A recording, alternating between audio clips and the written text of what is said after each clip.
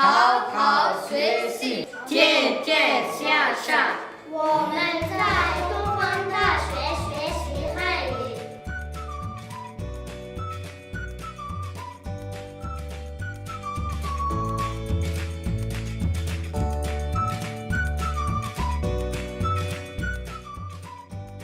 Жил бүр уламжлал болгон зохион байгуулагддаг Дорнод их сургуулийн захирлын нэрэмжит Хятад хэлний 4-р олимпиадыг 2017 оны 4-р сарын 3-нд зохион байгуулах гэж байна. Төс олимпиадыг ерөнхий боловсролын сургуулийн сурагчид, оюутан, насанд хүрэгчид гэсэн 3 насны ангиллаар зохион байгуулах ба англи тус бүрт 1-3 байрыг шалгаруулна. Хятад хэл соёлыг сонирхогч та бүхнийг өргөнөөр оролцохыг урьж байна. Бүртгэл Дорнод их сургуулийн 220 тоод танхимд ажлын өдрүүдэд 8-аас 18 цагт явагдана. Дэлгэрэнгүй мэдээллийг 9922 93 53 дугаараас лавлно.